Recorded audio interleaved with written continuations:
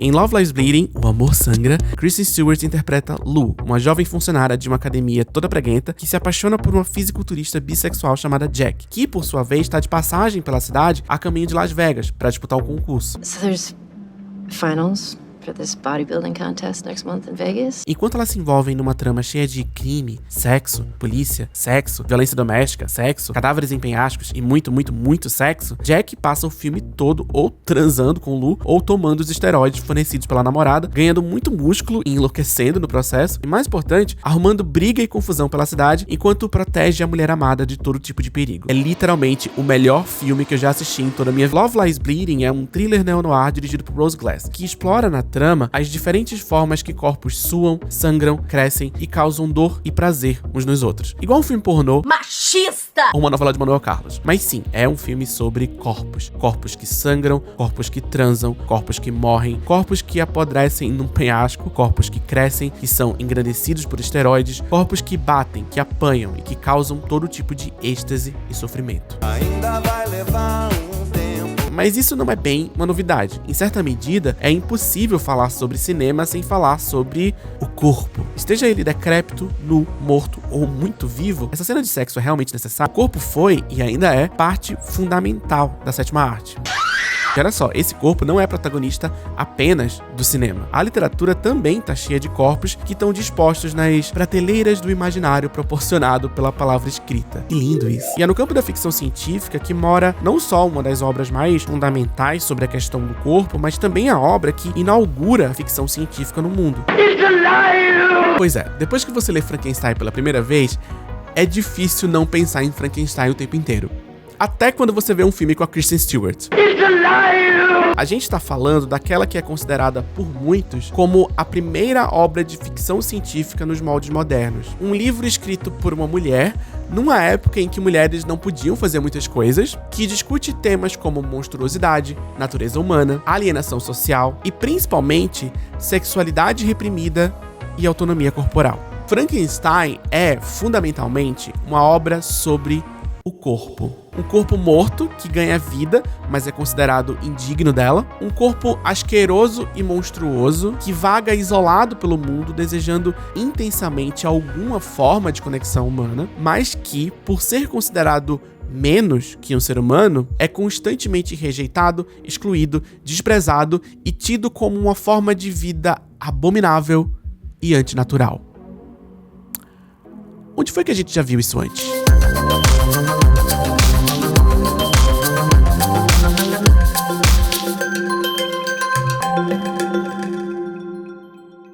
Eu não sei vocês, mas quando o nome Frankenstein surge na minha mente, a primeira coisa que eu penso é nessa cena.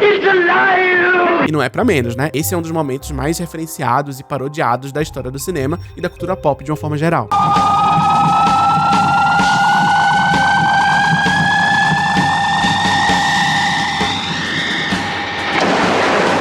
It's alive! It's alive! Behold, Pigor!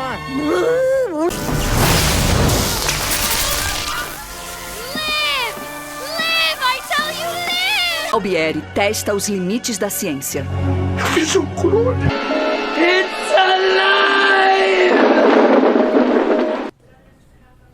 No, it's not. E para além desse momento específico, a própria palavra Frankenstein já carrega em si uma série de referências. Seja a seres que são revividos através de estranhos experimentos científicos, seja textos ou filmes que mais parecem remendos de diferentes ideias desconectadas. Kal-El, não!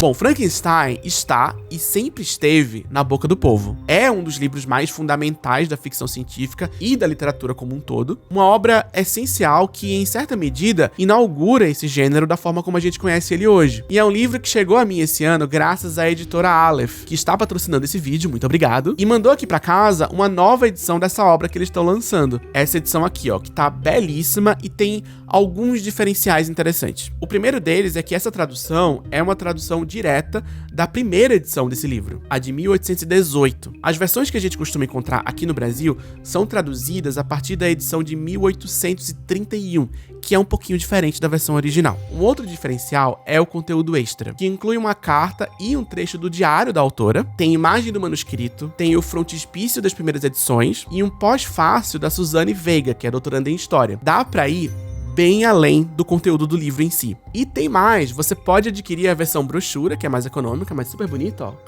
Ou essa versão chiquérrima em capa dura. As duas são belíssimas, né? Eu gostei das duas. O link pra você comprar qualquer uma das duas tá aqui embaixo na descrição do vídeo. E você ainda pode pegar um desconto de 15% em qualquer uma das duas versões, se você usar meu cupom promocional HORATIAGO15. Não é uma delícia? Não é gostoso? Mas talvez, antes de você passar o seu cartão, você precise de algum convencimento. É pra isso que eu tô aqui. Pra gente conversar um pouco sobre essa obra tão cheia de camadas. Vamos pro que interessa? É hora de deixar de estudar e de descrever o sexo como parte da história natural das sociedades humanas. A história da humanidade se beneficiaria se fosse rebatizada como histórias das tecnologias, sendo o sexo e o gênero dispositivos inscritos em um sistema tecnológico complexo. Essa história das tecnologias mostra que a natureza humana não é senão um efeito de negociação permanente das fronteiras entre humano e animal, corpo e máquina, mas também entre órgão e plástico. Frankenstein é um livro de 1818 escrito por uma autora britânica chamada Mary Shelley, que narra a saga de um cientista que cria vida no laboratório a partir de diferentes pedaços de diferentes cadáveres. Eu mereço quanto, amor? Essa obra é vista por muitos como o primeiro romance de ficção científica nos moldes modernos, o que não é exatamente errado, mas o debate é um pouquinho mais complicado e interessante do que isso. A gente vai chegar lá. Uma coisa que eu achei curiosa sobre Frankenstein é que ele parece, muitas vezes, como uma boneca russa de narrativas. Ele tá cheio de histórias dentro de histórias e pontos de vistas dentro de pontos de vistas. É uma trama com várias reviravoltas, com várias surpresas e muitos personagens de apoio interessantes. Infelizmente, não dá pra gente abordar aqui cada detalhe, cada caminho que essa obra segue, até porque eu gostaria muito que você, de fato, lesse o livro, porque vale muito a pena. Mas eu vou tentar resumir o suficiente pra gente chegar rapidinho aonde realmente importa. Basicamente, a gente tá lendo a história do Victor Frankenstein, que é um cara apaixonado e entusiasmado pela ciência e pelo conhecimento. Ele sai da casa da família na Inglaterra, ainda jovem, para estudar na Alemanha. E lá ele fica obcecado pela ideia de descobrir o segredo da vida. Literalmente, ele quer criar vida num laboratório, igual o professor Albieri na novela O Clone. Todo gay tem o seu hobby. E depois de muitos meses completamente obcecado por essa ideia e de roubar muitos cadáveres do cemitério local, cada gay com seu hobby, ele consegue e se arrepende imediatamente. Quando ele olha pro bicho vivo, que tá vivo por causa dele, ele fica horrorizado com o que acabou de fazer e sai vazado, desesperado pela rua sem rumo. E aí, enquanto ele foge da própria criação, quer dizer, enquanto ele foge de si mesmo, ele esbarra com um amigo de infância, o Henry, mas quando os dois voltam pro laboratório, a criatura simplesmente desapareceu. Suspeito. Depois disso, Victor fica muito doente, possivelmente de arrependimento, e isso dura algumas semanas, até que ele recebe uma carta do pai informando que o irmãozinho dele, o irmãozinho do Victor, acabou de ser assassinado. Quando o Victor ouve essa notícia, ele tem certeza que o responsável pelo crime foi o monstro. Esse é um dos primeiros sinais de uma aparente conexão meio mística entre criador e criatura. A gente vai conversar sobre isso. Ao viajar de volta para casa, ele descobre que a sua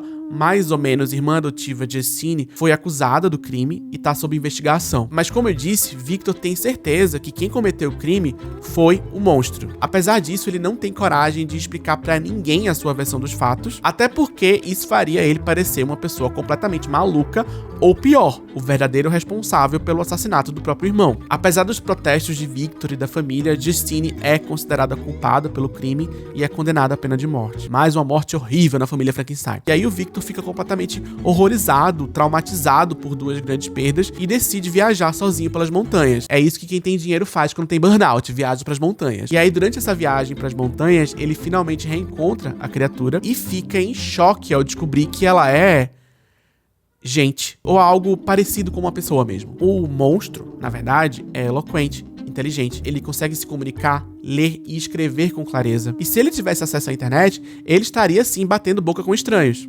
O o que é o normal. Mas o que importa aqui nesse momento é que ele confessa o crime, não sem contar toda a sua história desde o momento em que foi criado. Nessa parte do livro, a gente acompanha a trama a partir do ponto de vista da criatura, que revela a sua angústia enquanto um ser vivo isolado no mundo, rejeitado por todos e incapaz de forjar qualquer tipo de conexão com outro ser vivo, porque, bom, não existe ninguém igual a ele no mundo. Ele guarda muito rancor do Victor por ter criado ele, por ter largado ele no mundo apenas para ser odiado e desprezado.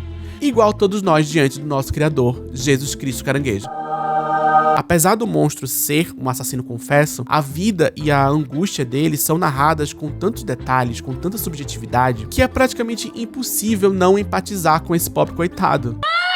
A cada lugar que ele vai, cada experiência que ele vive, cada encontro dele com outro ser vivo é seguido de hostilidade e preconceito. Por mais vivo, por mais culto, por mais gentil que ele seja, tudo que ele recebe dos outros é horror, nojo e desprezo. Ladrão! Pro resto do mundo, essa criatura, que não é digna nem de um nome, não é nada mais que uma subcategoria de gente, quando muito. E tudo isso por causa da aparência dele, das características físicas dele. Ele não consegue circular por nenhum lugar sem ser marcado, sem ser estigmatizado pelo seu aspecto físico. Será que isso lembra alguma coisa pra vocês? Enfim, depois de toda essa história, depois de todo esse elan, o monstro faz uma exigência, que Victor crie uma companheira pra ele. Ou seja, além de assassino, além de monstruoso, ele é heteronormativo. O Victor aceita esse desafio e se dedica a essa missão por várias semanas. Mas no último minuto, quando ele tá prestes a fazer o bagulho acontecer,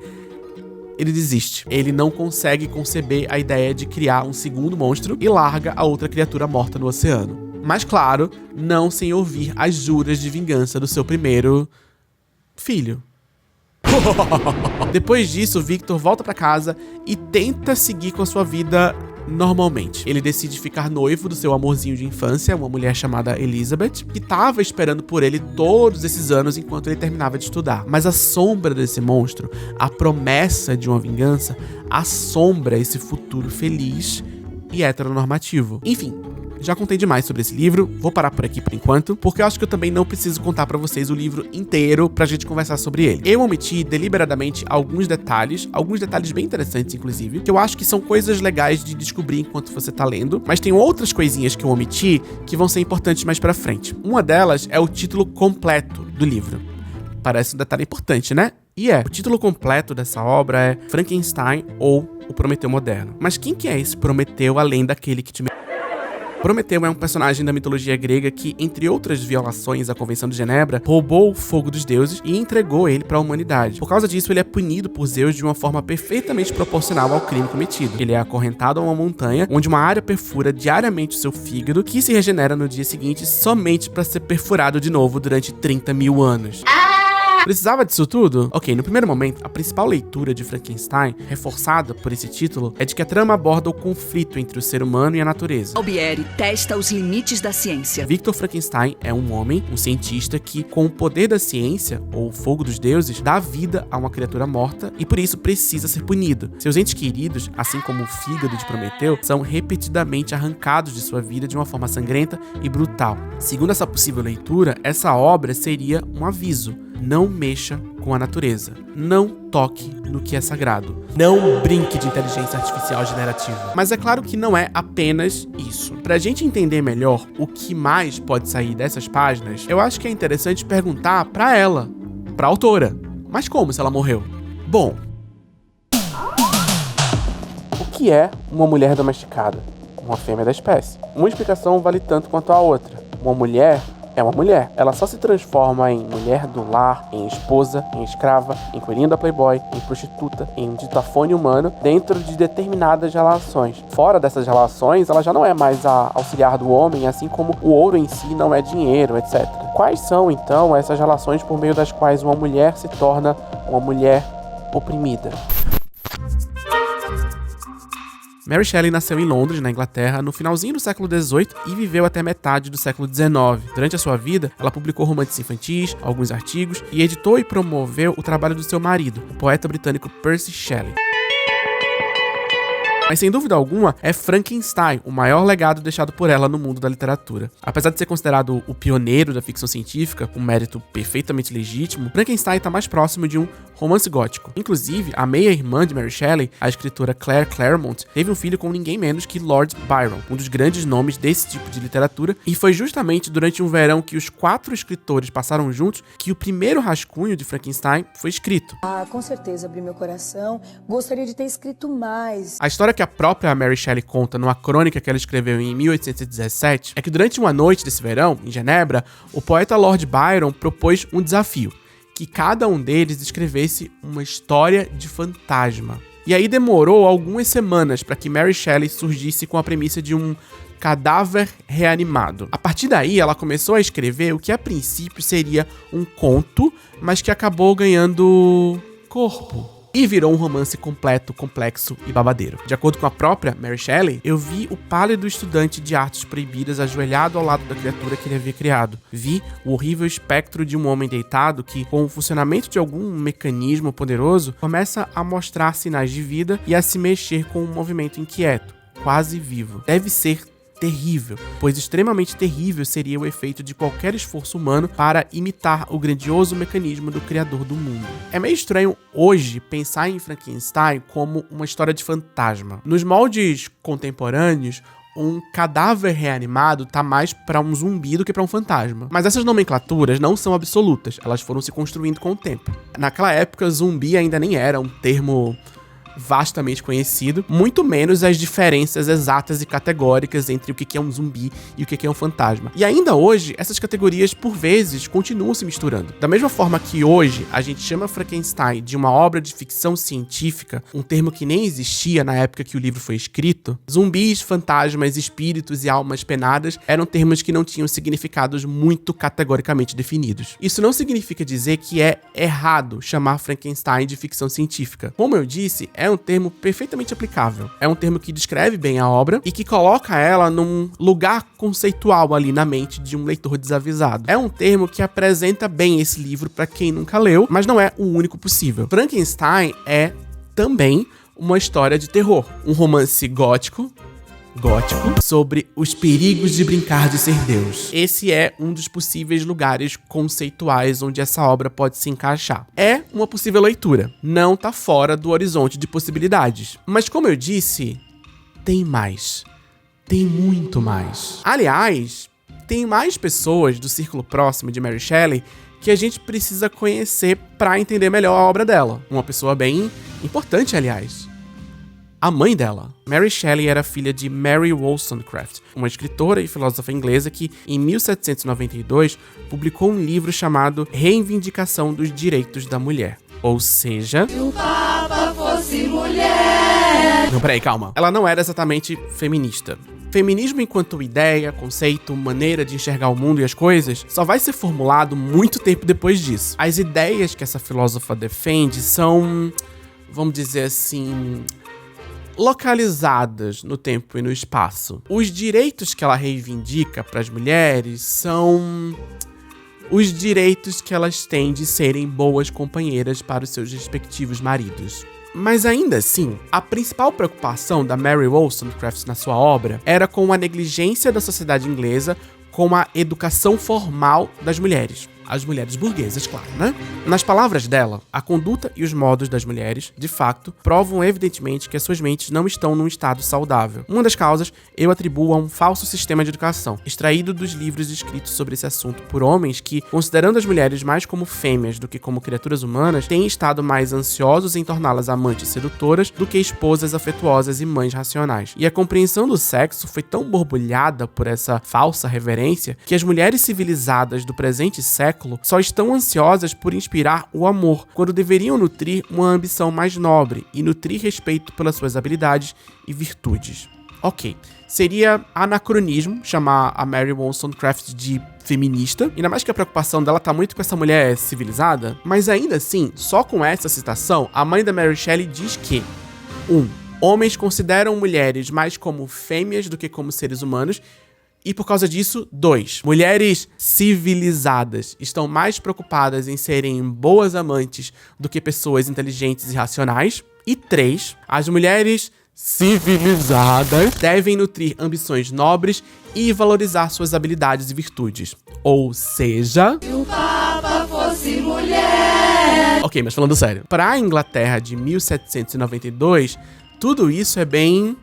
Uau! Claro que, novamente, essas ideias podem ser consideradas avançadas dentro de um recorte branco europeu, inglês e burguês do final do século XVIII, blá blá blá blá blá. Meu objetivo não é dissecar esse texto em suas contradições e minúcias, mas sim mostrar que Mary Shelley é filha dessa mulher que escreveu esse livro e que colocou essas ideias no mundo. E por que eu tô falando da mãe da Mary Shelley e de, sei lá, protofeminismo num vídeo sobre Frankenstein? Por que essas informações são importantes? É que Frankenstein não é simplesmente a história de um corpo morto que ganha vida. Frankenstein também não é apenas a história de um corpo que, apesar de vivo, não tem direito de ser gente. Frankenstein é, além de tudo isso, a história de um homem que consegue gerar uma vida sem uma mulher.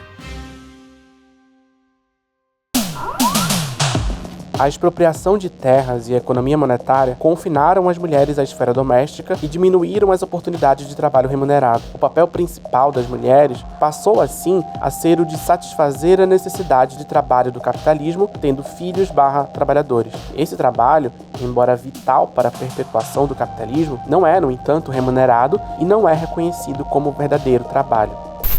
Um dos momentos mais importantes da reta final de Frankenstein é quando Victor, aterrorizado pela possibilidade de criar uma versão feminina de sua criatura, decide descartar no meio do oceano aquele cadáver que jamais ganharia vida. Essa não é a única mulher morta dessa história. Várias mulheres morrem em Frankenstein e, claro, nenhuma dessas mulheres tem qualquer coisa a dizer sobre praticamente nada do que acontece nessa trama. Isso não sou eu querendo lacrar com a cara da Mary Shelley, não. Isso sou eu dizendo que essas escolhas narrativas não me parecem acidentais. Existe uma maneira específica de retratar homens e mulheres nessa história, principalmente no que diz respeito aos papéis de gênero em descobertas científicas. Muito se discute sobre ciência e sobre ética nesse livro, mas essas discussões estão relegadas, claro, aos homens. As mulheres, por outro lado, quando aparecem, estão reclusas, restritas à vida e ao trabalho doméstico, ou simplesmente mortas.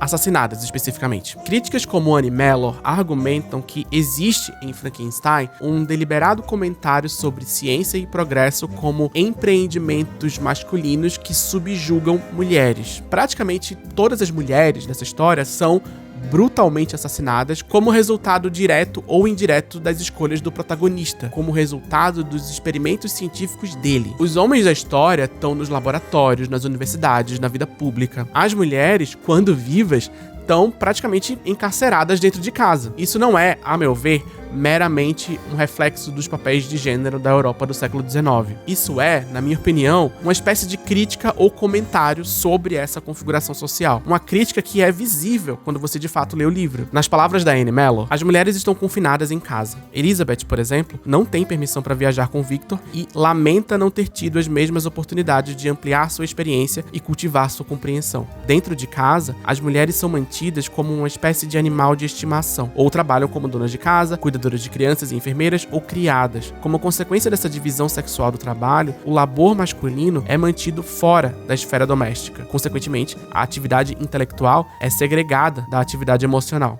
Victor Frankenstein não pode fazer pesquisas científicas e pensar amorosamente em Elizabeth e em sua família ao mesmo tempo. Como Frankenstein não consegue trabalhar e amar ao mesmo tempo, ele não consegue sentir empatia pela criatura que está construindo. Essa separação da esfera do poder público, masculino, da esfera do afeto privado, feminino, também causa a destruição de muitas das mulheres do romance. É como se as mulheres fossem destruídas por causa da ânsia masculina por progresso, conhecimento e poder. Imagina viver num mundo assim? Como eu disse, isso não é simplesmente uma leitura possível da obra.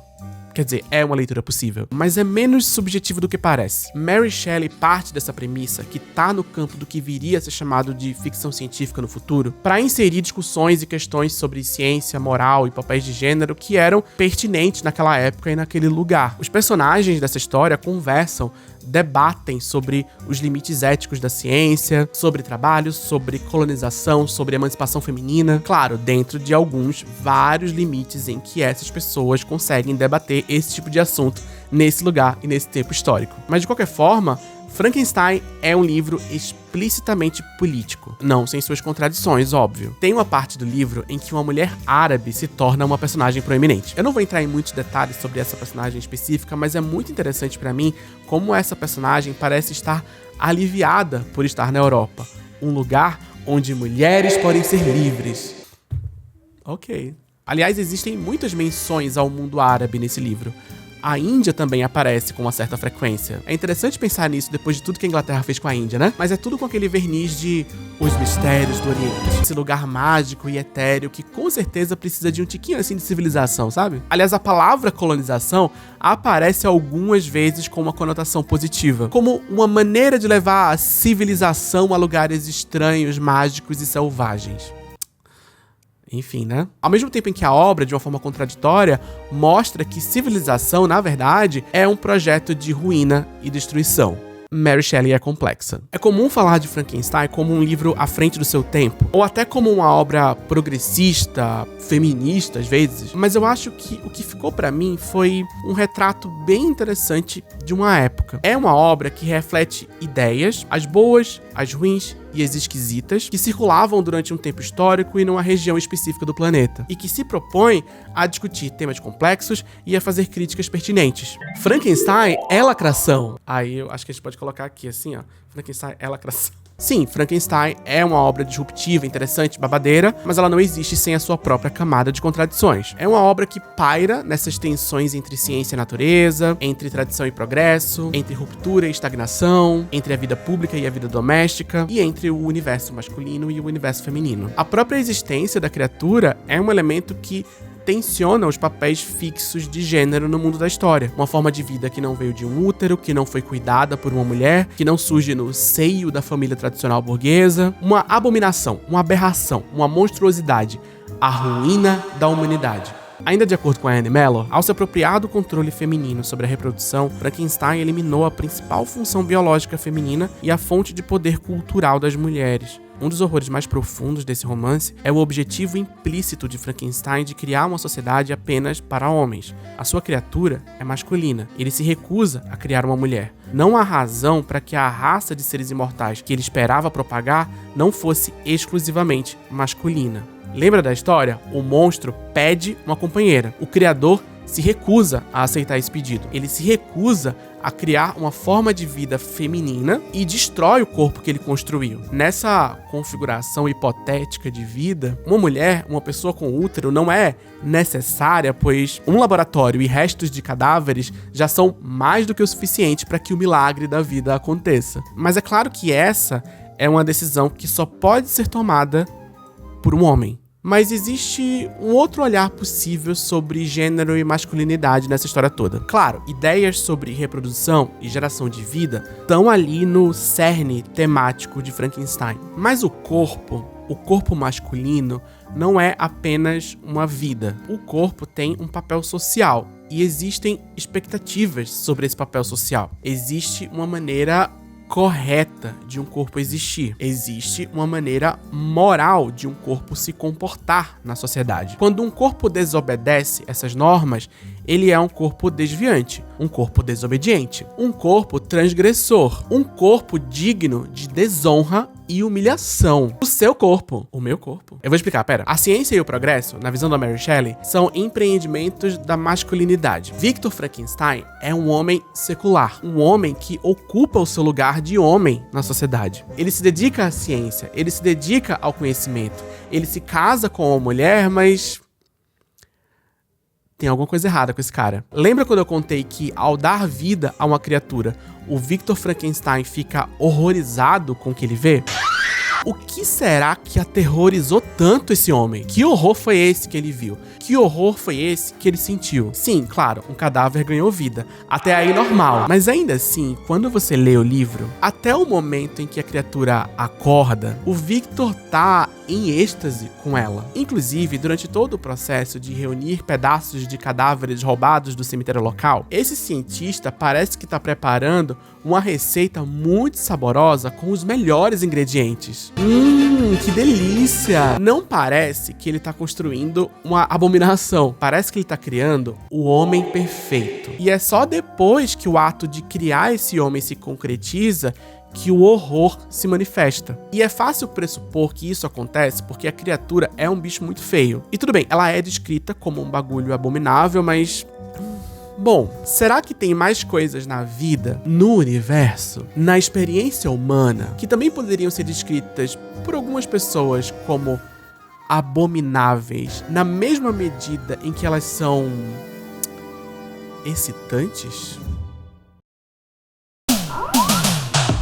Os corpos se reconhecem a si mesmos não como homens ou mulheres, e sim como corpos falantes, e reconhecem os outros corpos como falantes. Reconhecem em si mesmos a possibilidade de ascender a todas as práticas significantes, assim como a todas as posições de enunciação enquanto sujeitos que a história determinou como masculinas, femininas ou perversas. A primeira ilustração oficial de Frankenstein apareceu na edição de 1831, com uma capa criada pelo pintor inglês Theodor von Holst. Essa imagem também foi impressa na edição nova da editora Aleph, e ela apresentava um Victor horrorizado pela sua abominável criação. Um homem enorme, seminu, com seios fartos e musculosos.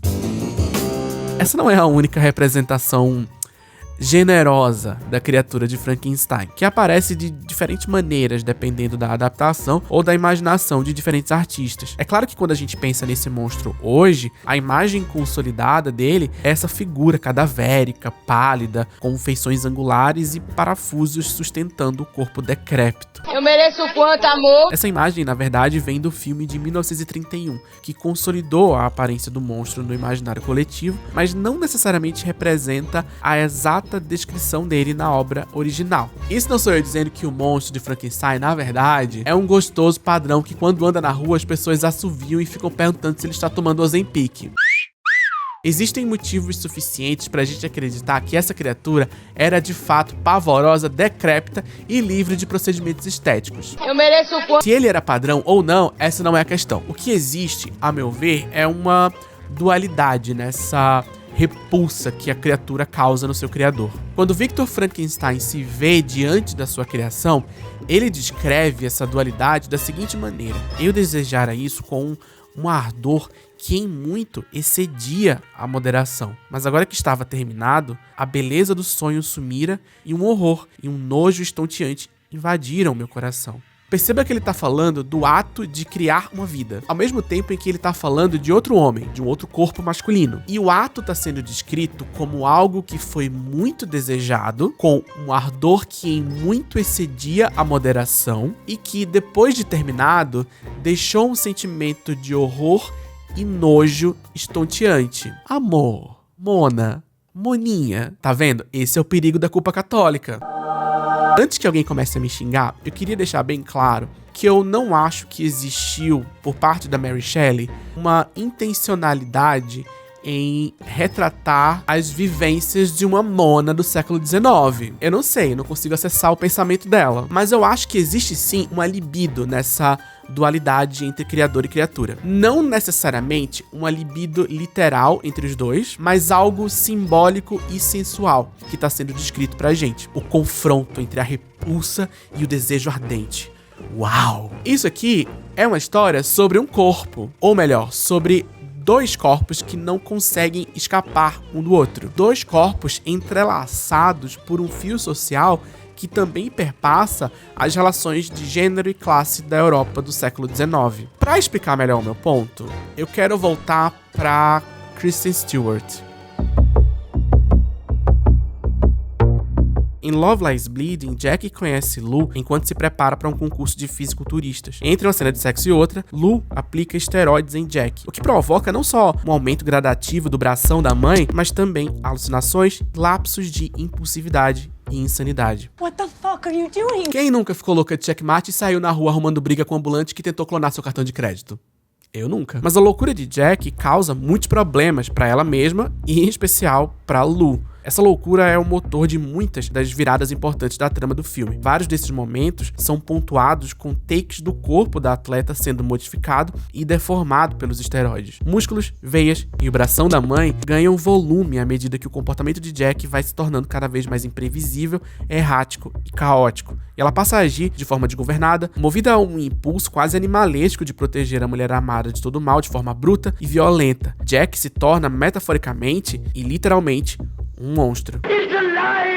Mas esse filme não é uma campanha de conscientização contra os esteroides. E Lou não é exatamente uma princesinha inocente nessa história. É ela quem fornece os esteroides, é ela quem literalmente aplica as injeções, é ela quem rouba o fogo dos deuses e cria o monstro que devasta a sua própria vida. Essas duas mulheres estão juntas no amor, na loucura, no tesão, no sofrimento e no êxtase provocados pelo corpo. Assim como Lou e Jack, Frankenstein e a criatura também existem dentro de uma relação dialética que une, que entrelaça as vidas desses personagens. E falando em dialética,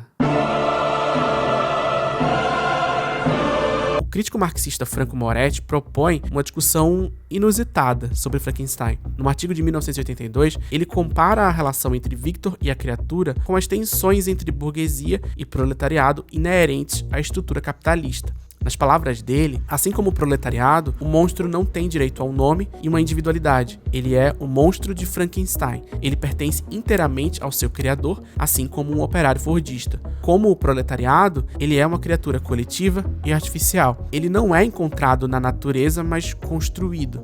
Nos membros do monstro, reunidos e trazidos de volta à vida, estão aqueles, os pobres, que o colapso das relações feudais forçou ao banditismo, à pobreza e à morte. Somente a ciência moderna pode lhes oferecer um futuro. Ela os costura novamente, molda-os de acordo com a sua vontade e, finalmente, lhes dá vida. Mas no momento em que o monstro abre os seus olhos, seu criador recua em horror. A revolta da criatura contra o seu criador, de acordo com Franco Moretti, representa a revolta do proletariado. E isso é, claro, uma possível leitura, junto a várias outras leituras possíveis que eu trouxe aqui. Eu tentei trazer nesse vídeo diferentes formas de ler Frankenstein, diferentes perspectivas sobre a mesma história. Nenhuma delas é absoluta. É possível que você leia esse livro e se relacione com ele de uma forma completamente diferente. Você está no seu direito. Mas eu queria pontuar que todas as perspectivas que eu trouxe aqui têm um ponto em comum: o corpo. Quando eu li Frankenstein, e enquanto eu pesquisava sobre a obra e tentava encontrar um caminho para esse vídeo, todos os meus pensamentos se voltavam para discussões sobre o corpo. Eu me vi o tempo todo diante de uma mesma pergunta: para que serve um corpo? E essa pergunta me trouxe também para muitas outras perguntas. Para que a gente está vivo? O nosso corpo precisa ser útil? Útil para quem? O que torna um corpo desejável ou indesejável para a sociedade? De que forma a gente precisa provar que é digno de estar vivo? De que maneiras a gente precisa desempenhar os nossos papéis na sociedade? Quem é que decide esses papéis? Uma vez que eu nasci e existo num corpo, que poder eu tenho sobre esse corpo? Que autonomia eu tenho sobre esse corpo? Eu posso viver essa minha vida e desfrutar do meu corpo da maneira que eu bem entender? Eu tenho esse direito? Meu corpo é meu? Ou ele existe sob a tutela de alguém? Quando se discute gênero, uma parte importante da conversa envolve as expectativas sociais que se constroem a partir de atributos físicos. O corpo. Se você é percebido socialmente como um homem, vai existir um jeito certo de você se portar na sociedade. Não só um jeito certo de falar, de gesticular e de andar, mas também responsabilidades específicas, funções sociais específicas. Cuidar de uma pessoa idosa, por exemplo, é visto socialmente, implicitamente, como o papel de uma mulher. Existem muitos dados que mostram que, historicamente, são as mulheres que herdam essa responsabilidade, a do cuidado. Essa responsabilidade é biológica e essas discussões sobre o corpo não passam apenas pelos papéis de gênero. A frenologia, por exemplo, é uma pseudociência que surge no século XIX, dizendo que o formato da cabeça de uma pessoa define seus traços de caráter e, consequentemente, seu lugar na estrutura social. Não tem nenhum respaldo biológico em nenhuma dessas premissas, mas é óbvio que elas foram plenamente usadas para justificar os horrores da escravidão, ou seja, para dizer que o formato do crânio de uma pessoa define quem deve ser explorado, escravizado, assimilado ou exterminado. Aliado a isso, existe, de certa forma, uma ideia de que se a gente desfruta dos nossos corpos de maneira livre e plena, ao nosso bel prazer, respeitando as normas de consentimento, claro, estamos vivendo ou tentando viver fora de uma lógica mercadológica onde só se existe para trabalhar e para fazer filhos que vão trabalhar mais e consumir mais e gerar muito lucro para os acionistas, se a gente escolhe minimamente viver fora dessa lógica, a gente está deixando de ser útil socialmente. Você é útil socialmente? Você quer ser útil? Socialmente útil? Você quer ser um cidadão exemplar? Seja um cidadão exemplar. Reprima sua libido e consuma até a morte. Claro que essa discussão é bem mais complicada e envolve várias outras discussões que não cabem nesse vídeo. Então eu vou encerrar aqui com uma máxima. Discussões sobre o corpo perpassam gênero, raça, classe, território e, claro, trabalho, seja esse trabalho remunerado ou não. Eu não sei o que estava passando na cabeça da Mary Shelley quando ela escreveu isso aqui, eu não tenho como adivinhar, eu não leio mentes de gente morta, de gente viva talvez. Mas eu convido você a ler Frankenstein com essas reflexões em mente, porque são questionamentos que podem abrir portas para reflexões muito pertinentes hoje, seja sobre corpo, trabalho, sexo e vida, seja sobre gênero, raça e classe. Possivelmente, tudo junto. De preferência, tudo junto.